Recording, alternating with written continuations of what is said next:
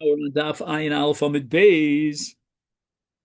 If Mashiach were to be a Kinyan, Rav Ashi's arguing from the opposite point of view to show you the impossibility of holding the opposite, that Mashiach is Kona. Midamashke Avodas Kachom Kanya and Yain Nesach Lo Havi Ad Denogabe.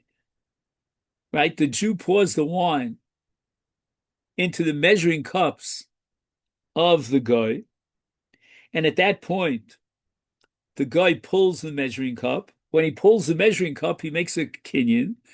And when he acquires the wine, now it doesn't become yayin nesek until he touches the wine. By that time, it's his wine. So it's not that the Jew is selling yayin nesek, getting paid for yayin nesek. So Rav, apparently, by saying no, make sure he's talking to the Jewish sellers of wine. Make sure that you get the money up front before the measuring of the wine. It must be that he holds that there's no other option because Mashiach is not Kona. Had there been an option that Mashiach was Kona, then you could obviously avoid this problem and there's no issue and there's no need to instruct the Jew to get the money up front, because the moment that the Jew pours the wine into the utensils of the guy, at that moment the guy picks up the utensil, makes a kinyan Mashiach, and now when he touches the wine, he's touching and making yayin nesach on his own wine. So there's no sale of yayin nesach on the part of the Jew. And the Gemara rejects.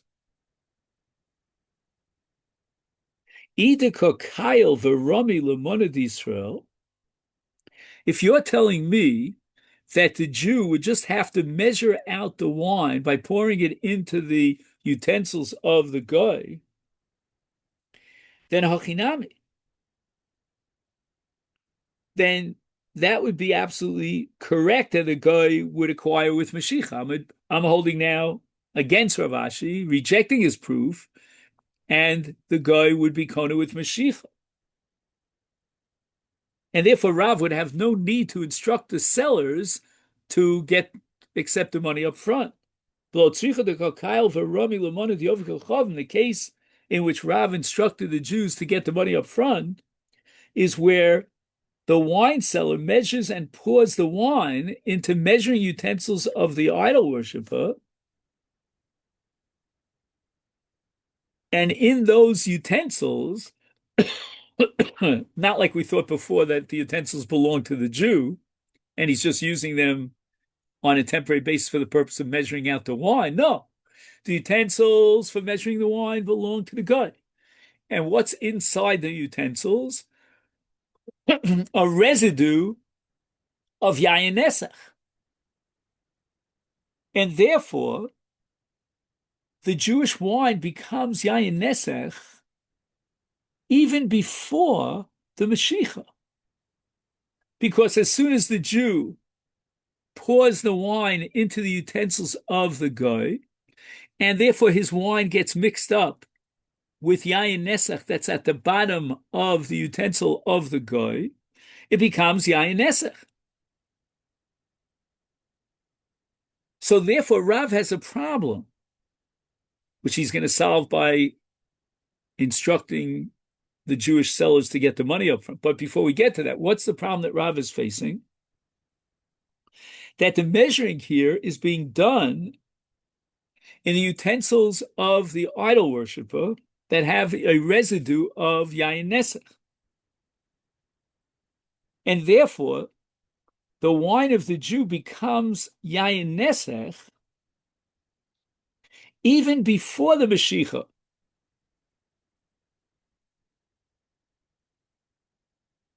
So let's say, for example, the utensils here for measuring, it belongs to the guy. There's a residue of yayin nesach in that utensil. The Jew pours the yayin in. Before the guy gets even a chance to do a Mashiach, it's already yayin nesach. And therefore, when the guy is going to pay him, he's paying him for yayin nesach, which is owned by the Jew, and now the Jew is getting benefit from yayin nesach. Therefore, Rav had no choice but to instruct the Jewish wine sellers to get the money up front.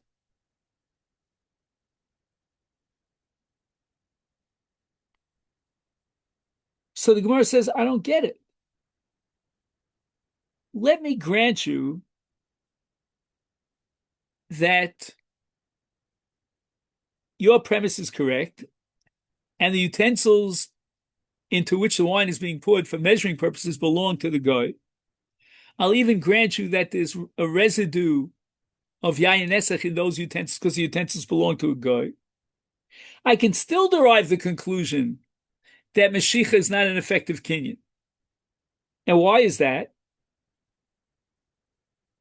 So here we get into a sugya called Hagbah.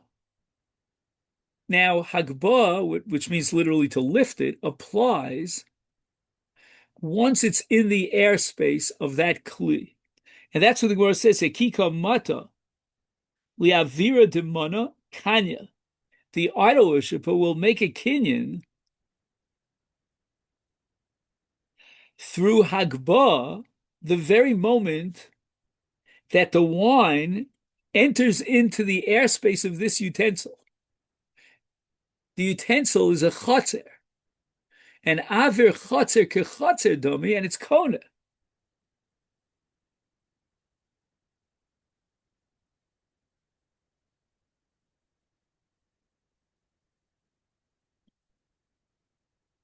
And therefore, yayin nesach lo havi adamotili ara demona. Why does Rav have to insist that the Jewish wine seller receive the money up front?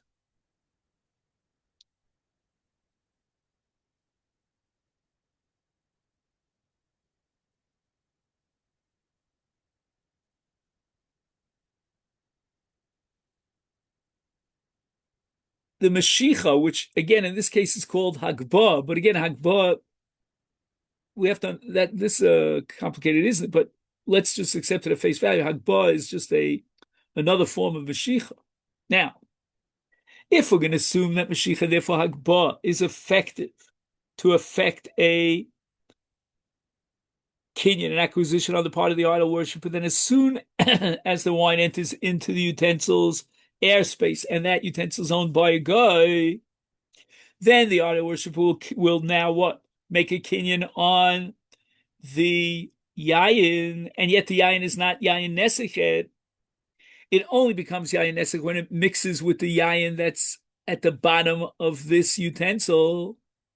And therefore Rav had no need to instruct the Jewish wine sellers to receive the money up front. Is therefore we must conclude that Hagbah is not Kona, and therefore even though the wine reaches the airspace of the Kli of the Goy, and that would be Aver Chotzer, nevertheless the Goy does not acquire without paying the money. And therefore, if the guy hasn't acquired it, then when the wine mixes with the wine on the bottom of the utensil, it already became yayin nesach in the possession of the Jew, because the guy hasn't made a kinyan yet, because we're holding now that Mashiach lo kani. And therefore, we have a real problem here, because if the wine now mixes with the wine on the bottom, becomes yayin nesach, then how could the Jew receive payment for that wine, which is yayin nesach? And the answer has to be that the money was given up front. But now the Gemara wants to derive another conclusion. And Shema Minon Nitzoch Chibur. Right, so this we had a sugya a few blot ago, that if you have an unbroken stream, then it connects something above with something below. So since the logic of the sugya is that the very moment that the yayin reaches the airspace of the utensil of the guy, it's already considered as if it mixed with the wine on the bottom.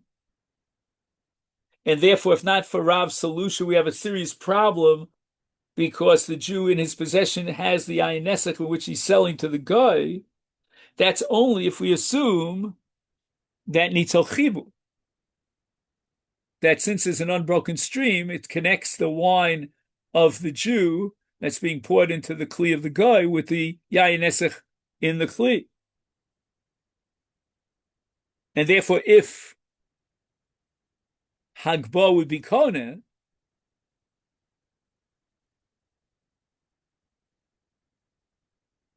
then just 1 second. If Hagba would be Kona,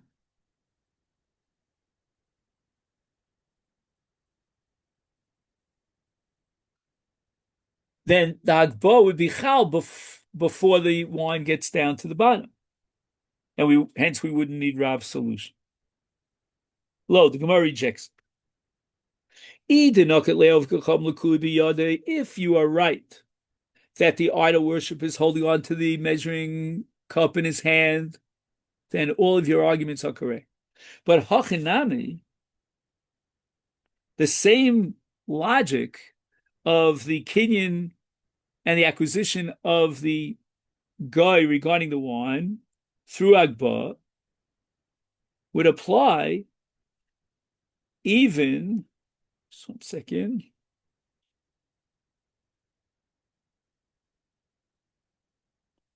to Mona Diara.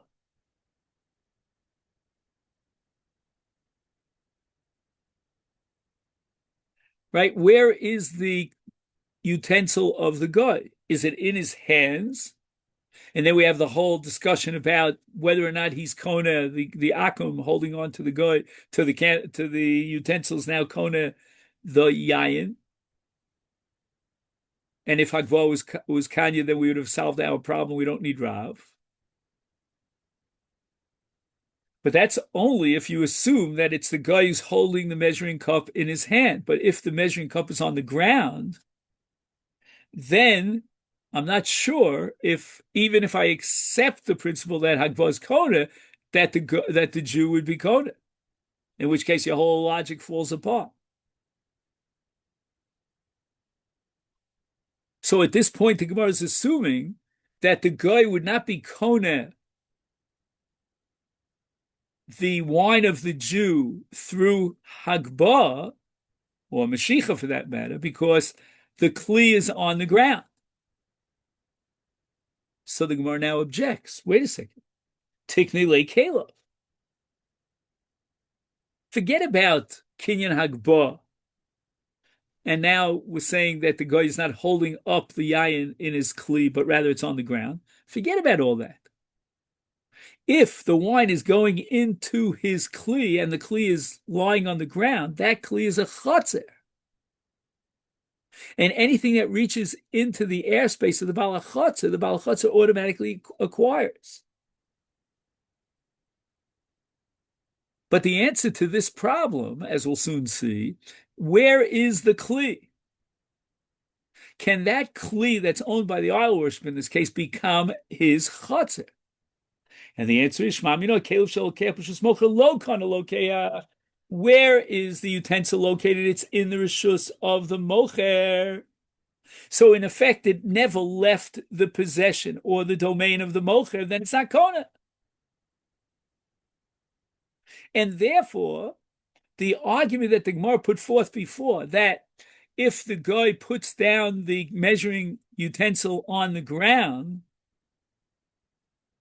then he would not be Kona with Mashiach, because he never lifted up the wine, Hagba. That's based on the assumption that his Kli on the ground in the domain of the mocher of the Jew could not be Kona. Now, the truth of the matter is that we paskin, to the best of my knowledge, that Caleb Shalokeh Pishus Mocher Kana Lokeh. So if, let's say, in this room, I want to sell you something, you could bring your Kli, I can put the substance, the object, into your Kli, and your Kona, even though it's in my Rishus. So therefore the Gemara says, Lo liya olamem l'cha lo kana l'cha kana lokeh.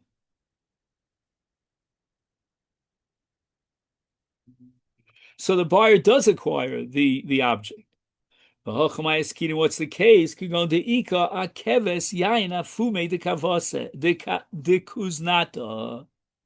Okay, so first of all, what's the word apune? Apume means the lip, and akeves means it's sort of like a a dam or a boundary, some sort of protection, and this lip will hold back the wine on the mouth of the idol worshiper's jug. So in the bottom of this jug, of this utensil of the guy, there's yayin nesach. But if this kli has a lip around the top, then it retains the wine on the mouth of the jug. And therefore, the kama kama insich le. So every drop of Jewish wine that goes into this jug of the idol worshiper, just 1 second.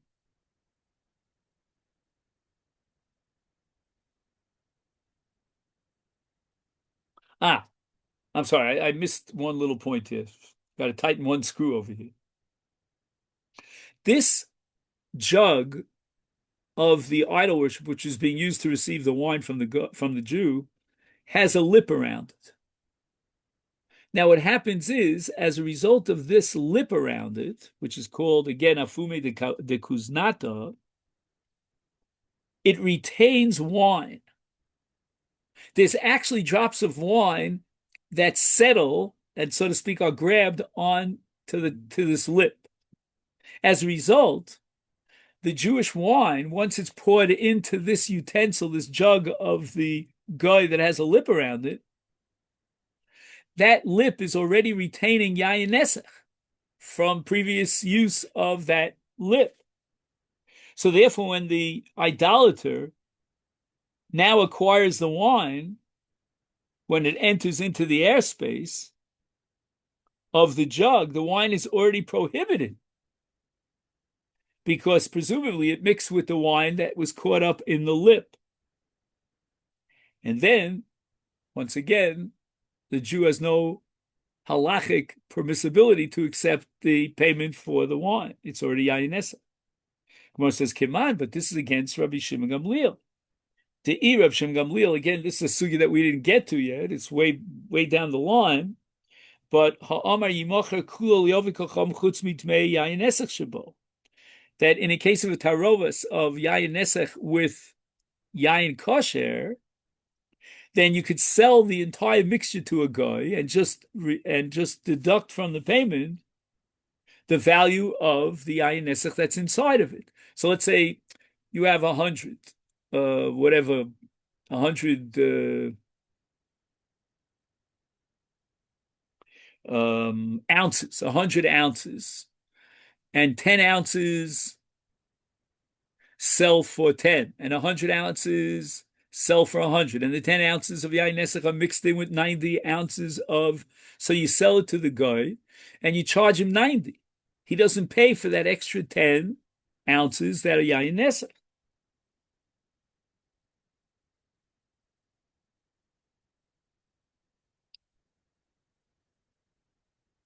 Now, to really appreciate this, which is a sugya later on, we would really need to learn Masechta Chulin. What do I mean by Masechta Chulin? So I don't know, Rabbi Rhodes, are you familiar with the word Chanan, which stands for Chaticha Nasis Nevela?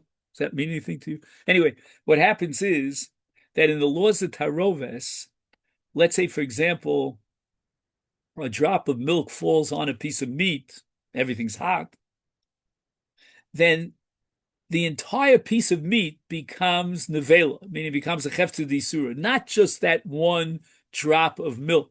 So if now this meat that is also because it accepted the milk falls into a second mixture, then you're going to need 60 against the entire piece of meat.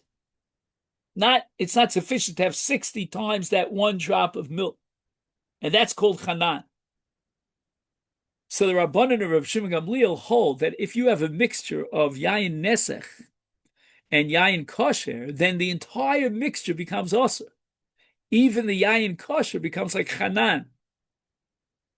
Rav Shimon Gamliel, on the other hand, holds that no, you're left with a mixture. You have 10% yayin nesach, 90% yayin heter, and therefore just sell the wine minus the market value of the 10% that's Yayin Nesach.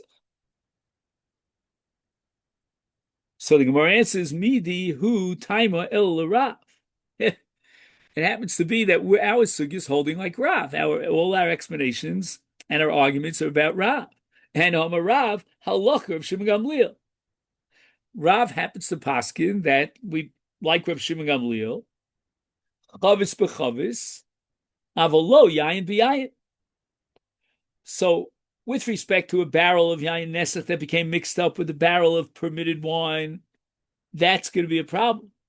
But if it's wine that gets mixed up with wine, so if you have two different barrels and you don't know which one is yayin nesach, then you got a problem, even according to Rav Shimon Gamliel. But if the wine in one of these two barrels, which is yayin nesach, gets mixed up with the wine that's in another barrel, that's where Rav Shimon Gamliel says that you can just sell it minus the price of the value of the yayin nesach.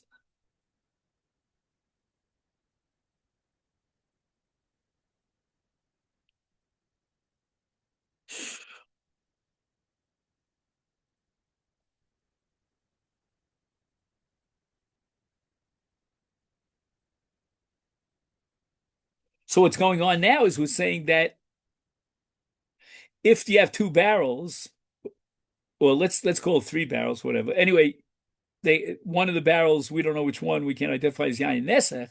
Then Reb Shimon Gamliel's modus operandi works, and you just sell the three barrels minus the value of one of the barrels. But if the wine gets mixed with the other wine, then we're going to apply the principle of Hanan, even according to Rav, who holds like Reb Shimon Gamliel, and the wine itself becomes inherently asur, and you can't sell it, even if you subtract the value of the yayin nesach within this mixture. Meisvei. Now we go back to a Meimer. A Meimer, if you recall, was of the position that Mashicha can effectuate a kinyan, even by an akol. Meisvei alokeach grutos, right? Scraps of silver. Mina ove kol chavim, u'motzabehed avodas kol chavim. He finds an idol in this mixture. And the question is whether or not now everything is asur, all these grutos. Imad shelo nosan mos moshach. Right, the problem is that the Jew purchased an idol. And he made a Mashicha.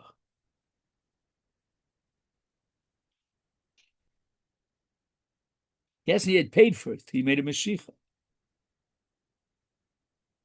So the Brisa says Yachsi. All he has to do is, look, Mr. Idol Worshiper, I purchased Grustos. Gruto. I didn't purchase an idol. Here, take your idol back and get into the Maisa. Now, if the guy added a certain price to the sale because the idol was there,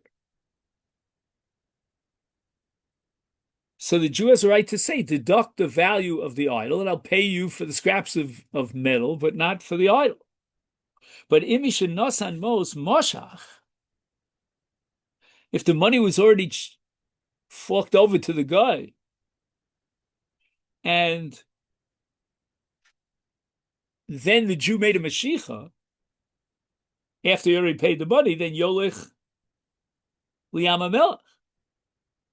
So that proves, L'chora, that the Kinyan is clinched with the Nesinas Mos. Because Isal Kedait Mashicha Be'ovikom Kana, if you're going to tell me that you can effect an acquisition with a guy through Mashicha, is Amay Yachse. Why does the Jew, just 1 second,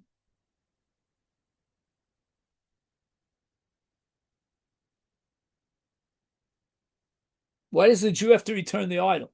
I'm not exactly sure what the Jew is going to do with this idol. That I don't know.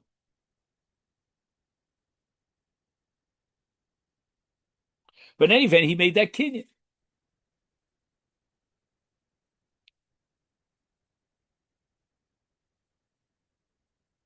I just want to see for a second. I know we have just a very short amount of time.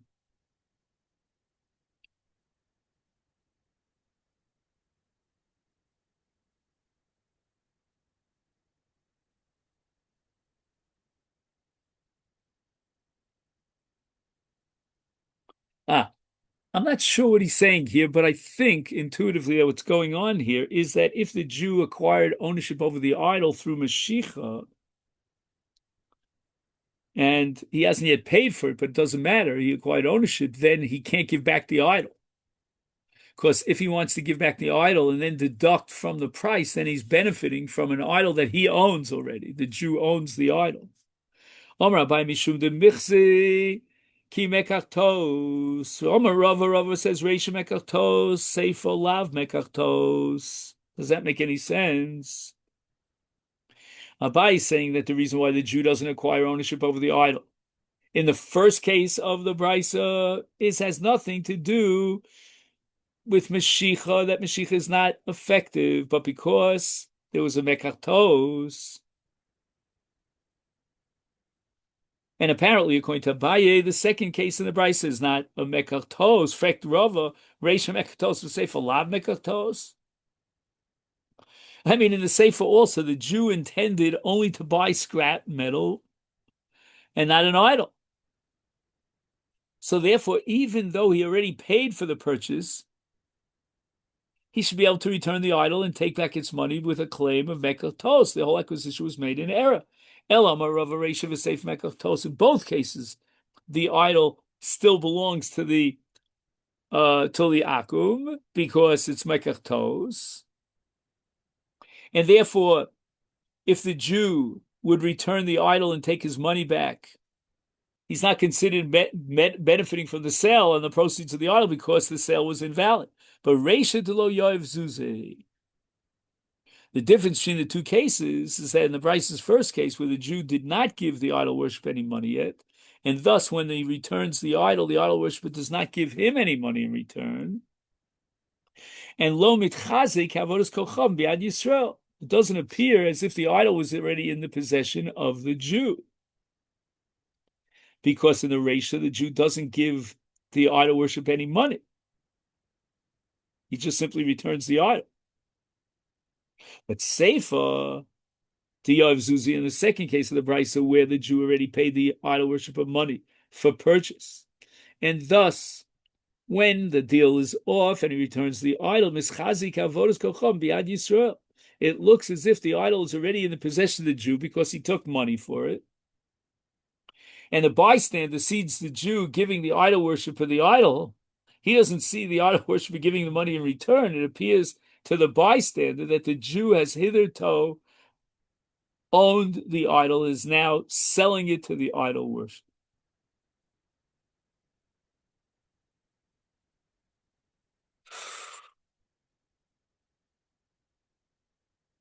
Okay, I see we ran out of time. So this is going to make it a little more difficult tomorrow, which is Friday. But I don't want to go too far over time. Okay, then. So I wish you a great day. And in Mitzvah, tomorrow we meet at 9:30, we say. Yeah? Okay, great. Thank you so much.